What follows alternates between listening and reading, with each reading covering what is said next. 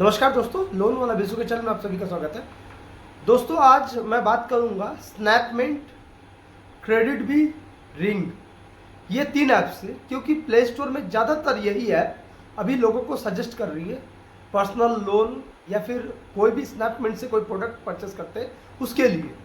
तो ये सारे लोन लेते हैं हम अनजाने में या जानबूझकर, तो ये कितना सेफ है और ये लोन हमें कितने अमाउंट तक दे सकता है। तो इस वीडियो में मैं ये तीनों ऐप्स के बारे में बात करूंगा।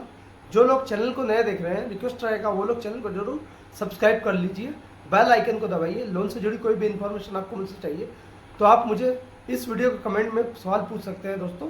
तो वीडियो को पूरा देखिए दोस्तों, बिना स्किप किए हुए। क्रेडिट बी, रिंग और स्नैपमिंट के बारे में। तो दोस्तों सबसे पहले हम चले आते हैं क्रेडिट बी के बारे में। क्रेडिट बी से अगर हम लोन लेते हैं, वो लोन जो है हमें किस तौर पर, किस बेस पर मिलता है।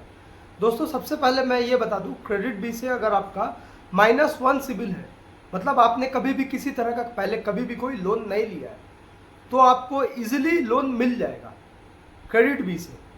उसके बाद दोस्तों क्रेडिट बी फर्स्ट टाइम आपको कितना लोन देता है। दोस्तों क्रेडिट बी जो है फर्स्ट टाइम आपको 3000 रुपये का लोन देता है, 3000 रुपये का दोस्तों। और अगर बहुत सारे लोग 3000 का लोन ले लेते हैं, लोन लेने के बाद वो एक गलती करते हैं दोस्तों, ये गलती आप बिल्कुल मत कीजिए। क्रेडिट बी से अगर आप लोन लेते हैं, क्रेडिट बी से अगर आप लोन लेते हैं तो क्रेडिट बी धीरे धीरे ये लोन आप जितना रीपे करते हैं उतना वो अपना लिमिट बढ़ाते जाते हैं। जैसे कि मान के चलिए आपको अगर 3000 का लोन क्रेडिट बी ने दिया फर्स्ट टाइम, तो आप 3000 का लोन जो है 3 महीने में ही पे कीजिए। ये नहीं कि आपने 3000 का लोन जो है वो 2 महीने में ही पे कर दिया या 1 महीने में ही पे कर दिया, उसके बाद आपको जो दिखा रहा है 10,000 का लोन। ये बिल्कुल मत कीजिए। बहुत सारे लोग ये गलती करते हैं। ये गलती करने के लिए उनको जो है वो लॉक हो जाता है और उसमें दिखाता है 6 महीने बाद आपको जो है क्रेडिट बी की तरफ से लोन दिया जाएगा। ये गलती बिल्कुल मत कीजिए दोस्तों।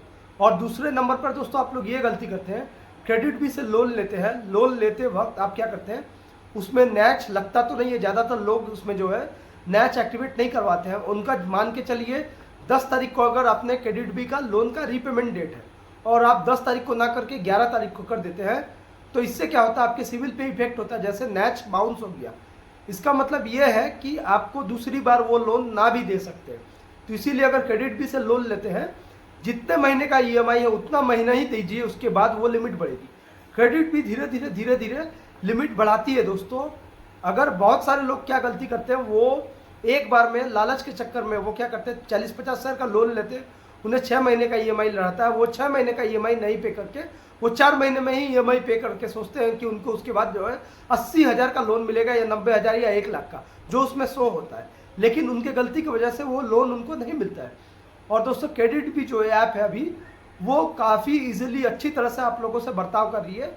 अभी जो है क्रेडिट भी अच्छी तरह से जो है बिहेवियर है उनका। और वो अगर कोई भी उसमें ऐप में कुछ भी प्रॉब्लम आ रहा है दोस्तों, कुछ भी लोन रिलेटेड प्रॉब्लम आ रहा है, तो इजीली आप उनके कॉन्टैक्ट से कॉन्टैक्ट कर सकते हैं दोस्तों। और क्रेडिट भी जो है अभी अगर आपका सैलरी अकाउंट पर आता है, जो लोगों की सैलरी अकाउंट पर आती है 20,000, 30,000, 40,000, 50,000, उनको जो मिनिमम जो है फर्स्ट टाइम पर 70 से 80,000 रुपये का लोन दे देती है, क्योंकि आपका जो सैलरी आता है वो आपके अकाउंट पे आता है। इसके बेस पर दोस्तों, और भी अगर क्रेडिट बी के बारे में कुछ जानना है या कुछ आपको समझ में नहीं आ रहा लोन रिगार्डिंग, तो आप मुझे इस वीडियो कमेंट में पूछ सकते हैं। और दोस्तों क्रेडिट बी से अगर लोन लेना है तो डिस्क्रिप्शन में लिंक दिया हुआ, वो लिंक से आप अगर ट्राई कीजिएगा तो 100% आपको लोन मिलने के चांसेस ज़्यादा रहेगा, क्योंकि वो मेरा दिया हुआ लिंक है दोस्तों। इसके बाद दोस्तों चलाते हैं रिंग ऐप के बारे में। रिंग ऐप से अगर आप लोग लोन लेते हैं दोस्तों, रिंग ऐप से अगर लोन लेते हैं तो लोन जो है रिंग अभी पावर लोन दे रही है, सभी को पता है। अगर दोस्तों ये ring app, credit B app, ये ऐप से अगर आप लोन लेते हैं ना, तो रेगुलरली आप जो है ये ऐप को यूटिलाइज अच्छी तरह से कीजिए। एक दिन का भी अगर आप मिस्टेक करते हैं, मतलब एक दिन भी आप बाउंस करते हैं, तो आपको लोन दूसरी बार मिलने के चांसेस ना के बराबर हो जाते हैं दोस्तों। रिंग जो है अभी 1 लाख रुपए का भी लोन दे रही है, पावर लोन जो कह रहे हैं 1 लाख 1.5 लाख का। अगर आप रिंग की एग्जिस्टिंग कस्टमर हैं और आपने अच्छी तरह से लोन प्रोवाइड अच्छी तरह से दिया है, लोन अच्छी तरह से दिया है, तो आपको एक बार में अच्छी बड़ी रकम मिल जा सकती है दोस्तों। इसके बाद दोस्तों और एक ऐप है दोस्तों, वो है दोस्तों स्नैपमिंट। स्नैपमिंट, अगर दोस्तों आप लोग स्नैपमिंट से कोई प्रोडक्ट परचेस करते हैं या कुछ परचेस करते हैं दोस्तों, उसके रिगार्डिंग आप जो है उसमें लोन लेते हैं। जैसे कि मान के चलिए आपका 20,000 का एक प्रोडक्ट है और वहाँ पर आपको दे रहा है 15,000 का वाउचर या 15,000 का क्रेडिट लाइन, तो आपको वो यूटिलाइज करते हो उस पर, और 5,000 रुपये आपको खुद से देने पड़ते हैं। इसके बाद बहुत सारे लोगों का क्वेश्चन ये रहता है कि सर मुझे प्रोडक्ट मिला नहीं और मेरा EMI चालू हो गया। तो दोस्तों इसके रिगार्डिंग मैं कहूँगा स्नैपमिंट से अगर आप लोग कुछ भी प्रोडक्ट या कुछ भी परचेस करते हैं दोस्तों, तो आप लोग एक चीज़ का ध्यान जरूर रखिए दोस्तों। इसमें जो है सबसे बड़ी बात यह है कि आपको जब भी आप कोई प्रोडक्ट लेते हैं वो प्रोडक्ट का स्टॉक देखिए। अगर उसमें 2-3 प्रोडक्ट का स्टॉक है, 2-3 स्टॉक दिखा रहा है, तो उसको 100% मत लीजिए दोस्तों। इससे क्या होगा ना, आप जब प्रोडक्ट वो परचेस करने जा रहे हैं वो ऑलरेडी सोल्ड हो चुका होता है और वो प्रोडक्ट उनके पास रहता नहीं है, वो प्रोडक्ट आपको जो है टाइम पर डिलीवरी भी नहीं होती है। इससे क्या होता है, आपका सिविल में जो है वो ECS एक्टिवेट हो जाता है और ये लोन आपको देना पड़ता है, क्योंकि आपको प्रोडक्ट मिला नहीं फिर भी आपको देना पड़ा, इसलिए क्योंकि आपने जो है 2-3 स्टॉक में आपका प्रोडक्ट परचेस किया। और बहुत सारे लोगों को ये भी प्रॉब्लम रहता है कि स्नैपमिंट के बारे में, कि सर अगर स्नैपमिंट से हम अगर कोई प्रोडक्ट परचेस करते हैं या ऐसा कुछ लेते हैं, तो क्या सर हम अगर EMI ना दें तो वो प्रोडक्ट क्या हमसे ले सकते हैं? ये बहुत किसी का सवाल रहता है, बहुत किसी का। ये अक्सर मेरे व्हाट्सअप में ये सवाल देखा गया है कि सर हम अगर सर स्नैपमिंट से कोई प्रोडक्ट लेते हैं, टीवी, फ्रिज या कुछ भी मोबाइल्स, तो अगर हम इसकी EMI ना दे पाए तो ये क्या हमारे घर आकर ये प्रोडक्ट ले सकते हैं? दोस्तों बिल्कुल ही ऐसा नहीं है। और बहुत सारे लोगों का और एक क्वेश्चन था इसी पे, मोबाइल्स के बारे में या लैपटॉप्स के बारे में, सर अगर सर हम इसका EMI पे लेते हैं मोबाइल या लैपटॉप, कोई रीज़न है, कोई प्रॉब्लम ऐसी है कि सर वो मोबाइल या लैपटॉप लॉक कर सकते हैं, जैसे कि सैमसंग फिनेंस की तरफ से होता है या अदर सभी बजाज के फिनेंस की तरफ से हो रहा है। ये बहुत सारे ऐप्स ऐसे हैं जो मोबाइल देकर वो लॉक सिस्टम कर देते हैं, मतलब अगर आप EMI उनकी बाउंस करते हैं तो वो प्रोडक्ट आपका लॉक हो जाएगा जब तक आप EMI ना दें। स्नैपमिंट में ऐसा कुछ भी नहीं है दोस्तों अभी तक। ये जब मैं वीडियो कर रही हूँ 2024 में, तो अभी तक ऐसी कोई बात नहीं है दोस्तों।